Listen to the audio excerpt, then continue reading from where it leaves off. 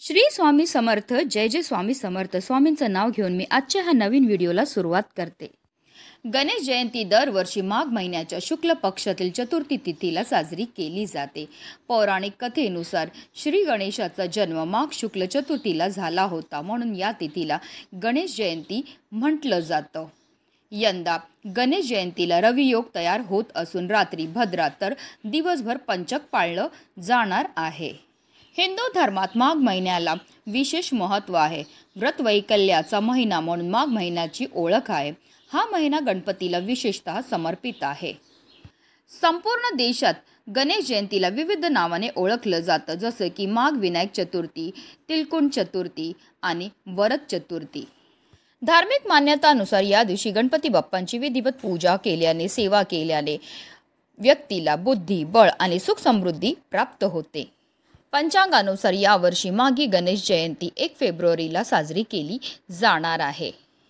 गणेश जयंतीच्या दिवशी गणेश पूजा करण्यासाठी शुभ मुहूर्त सकाळी 11:38 पासून ते दुपारी 1:40 पर्यंत असणार आहे. त्यानुसार पूजेला 2 तास 2 मिनिटाचा आपल्याला कालावधी हा मिळणार आहे.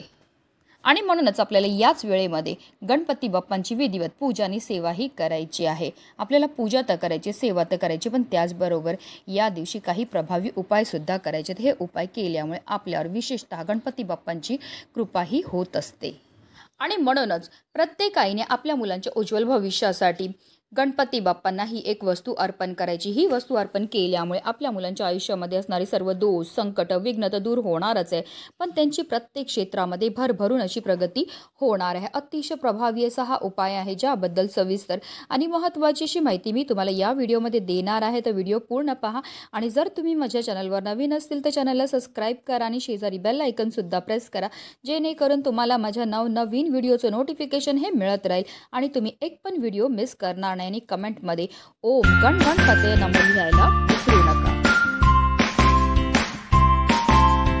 गणेश जयंतीच्या दिवशी आपल्याला ब्रह्ममुहूर्तावर उठायचं आणि अंथरुणामध्येच आपल्याला गणपती बाप्पांचं नामस्मरण करायचं. ओम गण गणपते नमः या मंत्राचा आपल्याला 11 वेळा जप हा करायचा आहे. कारण असं म्हटलं जातं, ब्रह्ममुहूर्तावर केलेल्या प्रत्येक कार्यामध्ये आपल्याला 100 पटीने पुण्यफळ हे प्राप्त होत असतं. त्यानंतर आपल्याला स्नानही करायची. स्नान केल्यानंतर जर तुम्हाला शक्य असेल तर लाल किंवा पिवळ्या रंगाचे वस्त्र परिधान करा.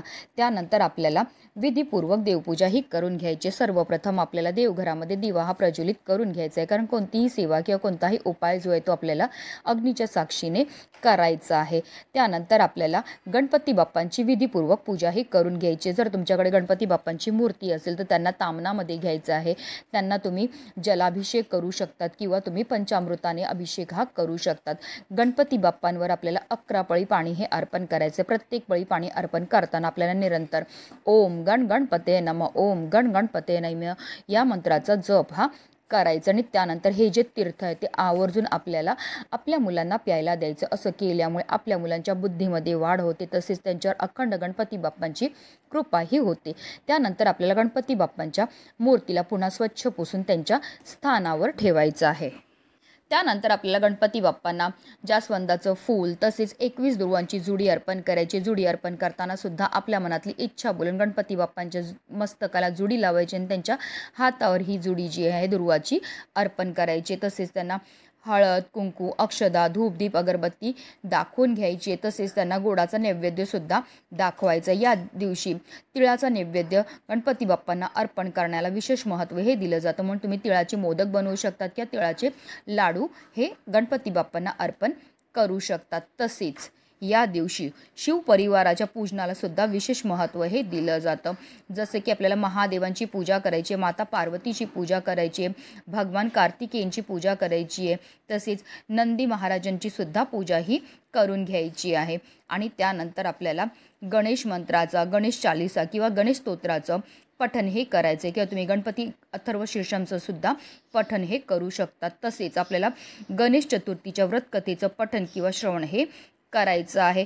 तसेच जेव्हा आपण ह्या सर्व सेवा करणार असेल तेव्हा आवर्जून आपल्या मुलांना सुद्धा आपल्या बाजूला बसवायचं. असं केल्यामुळे त्याचा लाभ जो आहे तो आपल्या मुलांना सुद्धा होत असतो. तसेच आपल्याला आपल्या मुलांकडनं सुद्धा काही सेवा ह्या करून घ्यायच्यात. मुलांच्या हाताने गणपती बाप्पांना जास्वंदाचं फूल, दुर्वा ह्या अर्पण करायला लावायचे. तसेच त्यांचं नामस्मरण करायला लावायचं आहे. पूजा करून झाल्यानंतर आपल्याला विधीपूर्वक गणपती बाप्पांची आरतीही करून घ्यायची। शेवटी आपल्याकडनं झालेल्या कळत नकळत चुकांबद्दल आपल्याला क्षमायाचनाही करून घ्यायची आहे। आता हा उपाय आपल्याला कधी करायचा, तर हा उपाय आपल्याला गणेश जयंतीच्या दिवशी तुम्ही अगदी सकाळपासून संध्याकाळपर्यंत कधीही करू शकतात। हा उपाय करण्याकरता आपल्याला आवर्जून आपल्या मुलांना सुद्धा आपल्या बाजूला बसवायचं। हा संपूर्ण उपाय आपण देवघरामध्ये बसूनच करणार आहे। तर आपल्याला आसन घेऊन बसायचं आहे आणि सर्वप्रथम देवघरामध्ये दिवा हा प्रज्वलित करून घ्यायचा आहे, कारण कोणतीही सेवा किंवा कोणताही उपाय जर आपण अग्नीच्या साक्षीने केला तर त्यामध्ये आपल्याला निश्चितच यश प्राप्त होत असतं। तसेच आपल्या मुलांना सुद्धा आसन घेऊन आपल्या बाजूला बसवायचं। आणि हा उपाय करण्याकरता आपल्याला ज्या वस्तूची गरज आहे ते म्हणजे लवंगा। आपल्याला 2 लवंगा ह्या उपायाकरता लागणार आहेत। ज्या लवंगा आपण घेणार आहेत त्या व्यवस्थित पाहून घ्यायच्या, त्या अखंड असाव्या, कुठे तुटलेल्या फुटलेल्या किंवा खराब झालेल्या नसाव्या।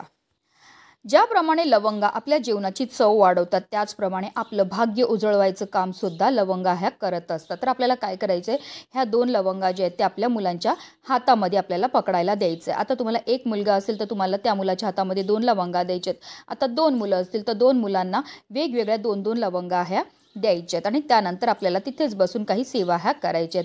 आपल्याला 3 वेळा गणपती अथर्व शीर्षमचं पठण करायचं आहे। आता जर तुम्हाला गणपती अथर्व शीर्षमचं पठण करणं शक्य नसेल तर यूट्यूबला लावून द्या, हात जोडून बसा, तुम्ही श्रवण केलं तरीही चालणार आहे। 3 वेळा गणपती अथर्व शीर्षमचं पठण करून झाल्यानंतर आपल्याला 1 वेळा फलश्रुतीचं पठण सुद्धा करायचं आहे। फलश्रुतीचं पठण केल्यामुळे आपल्याला केलेल्या सेवेचं त्वरित फळ हे प्राप्त होत असतं। त्यानंतर आपल्याला 108 वेळा ओम गण गणपते नमः या गणपती बाप्पांच्या बीज मंत्राचा जप हा करायचा आहे। ह्या दोन्ही अतिशय उच्च कोटीच्या सेवा आहेत। ह्या सेवा केल्यामुळे आपली कितीही कठीणातील कठीण इच्छा ही साक्षात गणपती बाप्पा पूर्ण करतात। ह्या दोन्ही सेवा करून झाल्यानंतर आपल्या मुलांच्या हाताने त्या लवंगा ज्या आहेत त्या गणपती बाप्पांना अर्पण करायला लावायच्या आहेत। त्यानंतर हात जोडून गणपती बाप्पांना आपल्याला मनोभावे प्रार्थना करायची। आपल्या मुलांच्या आयुष्यामध्ये असणारे जे संकट आहेत, विघ्न आहेत, दोष आहेत, अडचणी आहेत त्या दूर करण्याकरता मनोभावे प्रार्थनाही करायची। किंवा आपल्या मुलांची एखादी इच्छा असेल जी काही केल्याने पूर्ण होत नसेल तर ती इच्छा पूर्ती करण्याकरता आपल्याला गणपती बाप्पांना प्रार्थनाही करायची आहे। आता काही वेळाकरता ह्या लवंगा ज्या त्या गणपती बाप्पांच्या चरणाजवळच आपल्याला ठेवायच्यात आणि त्यानंतर आपल्याला त्या तिकडनं उचलायच्यात आणि ह्या लवंगा ज्या आहेत त्या आपल्याला आपल्या मुलांना खायला द्यायच्यात। आता तुमची लहान मुलं असतील तर त्या लवंगा डायरेक्ट खाणार नाही, मग काय करा, एखादा गोडाचा पदार्थ बनवा आणि त्यामध्ये तुम्हाला ह्या लवंगाची पावडर करून टाकायची आणि मुलांना तो पदार्थ खायला द्यायचा आहे। हा सुद्धा गणपती बाप्पांचा आशीर्वादच आहे। आता तुमची मुलं मोठी असतील तर त्यांना डायरेक्ट तुम्ही खायला देऊ शकतात किंवा चहा बनवा, त्यामध्ये तुम्ही ह्या लवंगाची पावडर टाकली आणि तो प्यायला दिला तरीही चालणार आहे।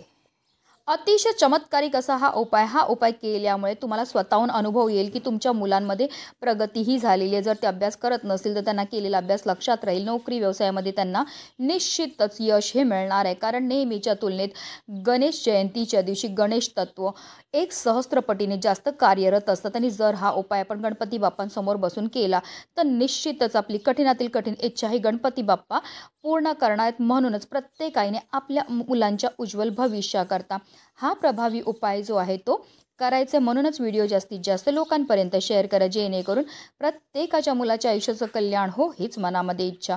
श्री स्वामी समर्थ, जय जय स्वामी समर्थ।